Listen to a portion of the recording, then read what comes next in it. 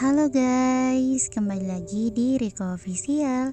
Jangan lupa like, komen, dan subscribe ya. Arta memilih pulang ke rumahnya setelah sempat melihat adegan sinetron di rumah sakit. Adegan Anya yang manja-manjaan dengan Pasha yang datang dengan buket bunga besar mawar putih, mengalahkan satu cup teh panas yang ia beli untuk Anya. Arta langsung melemparkan tubuhnya ke sofa, menyalakan televisi dan malah menemukan acara yang membuatnya galau. Program televisi tentang karma yang dipandu oleh seorang paranormal dan presenter ganteng. Program televisi yang semakin membuatnya galau.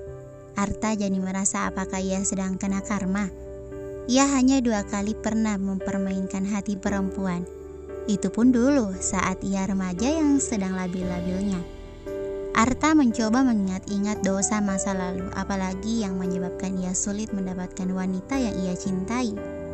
Padahal biasanya ia begitu mudah menaklukkan hati wanita. Apakah ini karma akibat menolak Ewis Mojanggelis pilihan mamanya? 3 tahun yang lalu mamanya pernah menjodohkannya dengan Ewis, anak gadis tetangga mereka di Bandung.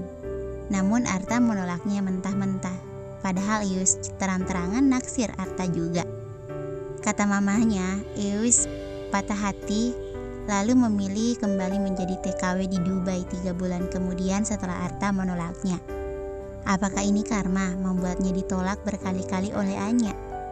Apalagi yang harus ia lakukan agar Anya batal bertunangan, apalagi sampai menikah? Menculik Pasha, memasukkan lelaki sok keren itu ke dalam peti kemas dan mengirimnya ke Wakanda dengan kapal laut. Alasan bahwa Pasha adalah mantan kekasih ibu tirinya tidak cukup kuat untuk membuat Anya mengurungkan niatnya. Anya justru makin bersemangat meneruskan niatnya. Entah kenapa Arta merasa 50% dari niat Anya yang sebenarnya hanyalah untuk membalas Rahma. Mengingat rekam jejak keduanya yang penuh dengan persaingan dalam percintaan dan tikung-menikung. Dan dari perseteruan 2 wanita ini yang menjadi korban adalah Arta. Arta semakin tertekan lahir batin belakangan ini.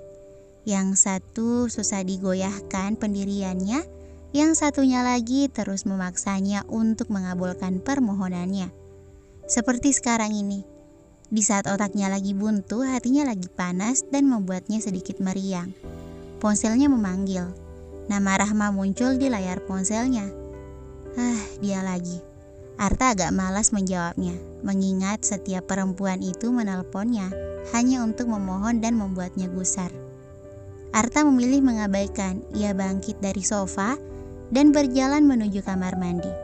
30 menit kemudian, setelah ia mandi sengaja agak lama, buang air besar sambil melamun lalu mencukur bulu-bulu halus di rahangnya.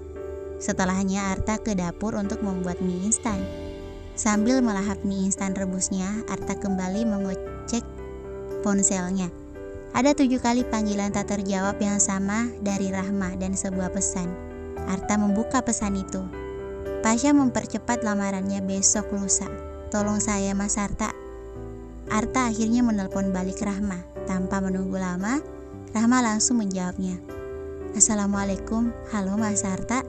Suara Rahma terdengar setengah berbisik. Waalaikumsalam. Mas Arta sudah baca SMS saya.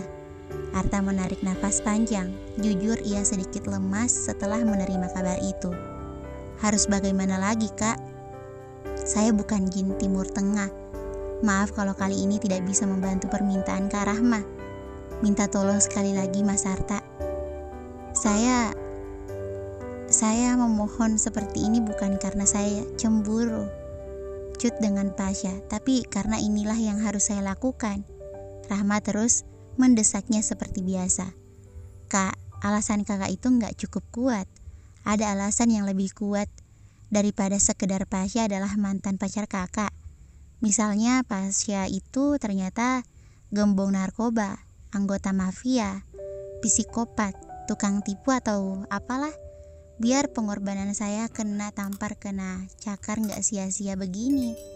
Rahma terdiam. Arta yakin perempuan itu pasti tersinggung dengan kata-katanya. Arta menunggu Rahma berbicara lagi sambil melahap mie-nya. Kalau alasannya karena Pasha memanfaatkan pertunangan ini untuk merusak rumah tangga saya, bagaimana? Arta nyaris terdesak mendengarnya. Serius? Pasha mengancam saya dengan mempercepat acara melamar Cut, dan saya yakin pernikahan mereka pun tidak akan menunggu lama juga jika saya tetap dengan pendirian saya, bertahan dengan ayah Cut. Tunggu, apa maksudnya dengan kakak akan bertahan terus dengan ayah Cut? Jangan bilang bahwa acara lamaran besok lusa itu adalah akal bulus Pasha untuk mengancam agar Kak Rahma kembali padanya. Iya, suara Rahma terdengar lemah. Kenapa Kak Rahma nggak mencoba lagi menghubungi Anya secara langsung? Jelaskan semuanya. Terdengar hela nafas putus asa Rahma. Mas, apa dia masih mau dengerin apa kata saya? Saya sudah diblokir baik lewat telepon maupun sosial media. Kak Rahma punya bukti kuat untuk ucapan kakak, seperti rekaman atau sejenisnya. Seperti orang gila, itulah yang Arta alami sekarang. Pukul 11 malam nekat ke rumah sakit untuk menemui Anya yang sengaja tidak mau mengangkat teleponnya yang belasan kali. Tapi security rumah sakit yang kelewat berpikir sehat menghadangnya di pintu masuk. Pak, please izinkan saya masuk. Maaf Pak, ini sudah larut malam dan di luar jam besuk. Bapak silakan kemari besok pagi saja. Duh Pak, masalahnya ini urgent Pak. Ada kepentingan mendesak menyangkut masa depan Pak. Saya harus bertemu dengan salah satu pasien di dalam sekarang juga. Anda kok ngeyel? Peraturan rumah sakit tetap tidak boleh dilanggar. Tegas security berkumis tebal itu. Sebal dengan Arta yang memaksa masuk. Pak, tolonglah. Arta makin memaksa dengan merangsek masuk, bahkan kepalanya nekat menyeruduk perut si security. Membuat security akhirnya mendadak mundur, menatap Arta dengan tatapan curiga, memindai tubuh Arta dari ujung kepala sampai ujung kaki. Anda mencurigakan sekali, ngotot membesuk di jam tidak wajar begini. Jangan-jangan Anda teroris? Sambil mundur beberapa langkah lagi dan menodongkan pentungan hitamnya ke arah Arta. Duh Gusti. Berita tentang teroris yang marak beberapa hari ini membuat banyak orang menjadi paranoid, tanpa terkecuali bapak security ini.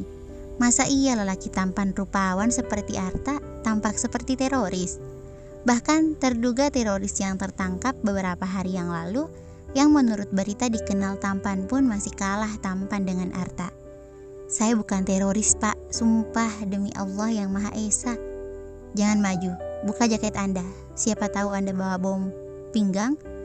Arta mendesak kesal lalu mengalah membuka resleting jaket hoodie-nya, meninggalkannya ke lantai. Seolah masih belum puas, security kembali meminta, angkat kaosnya. Arta lalu mengangkat ujung bawah t-shirtnya, memperlihatkan perut, pinggang, dan sebagian dadanya. Tidak ada apa-apa, sudah pasti. Mau lihat isi celana saya juga?